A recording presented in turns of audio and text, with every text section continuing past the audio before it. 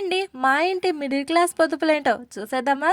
Vim డబ్బా అయిపోయాక పాడేయడం ఎందుకు, కడుక్కొని యూజ్ చేసుకోవాలి. కేవలం సబ్బుకు మాత్రమే కాదండోయ్, టాబ్లెట్స్ బాక్స్ కూడా కావాలంటే ఇందులో వేరే ఏమైనా కూడా స్టోర్ చేసుకోవచ్చు. కొబ్బరి చిప్ప కాదు కాదు కాదు, కుంకుమర్ని నేచురల్ హోమ్ మేడ్ కుంకుమకి నేచురల్ గా ఉంటదని అట్లా పెట్టిన.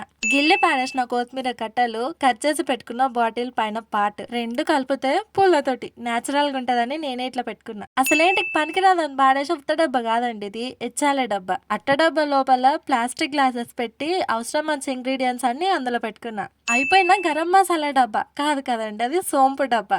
మరి అందులో గరం మసాలా అయిపోయినాక ఉత్తగా వాడిస్తే ఏం లాభం ఉంది, ఇట్లా యూస్ చేసుకోవచ్చును కదా.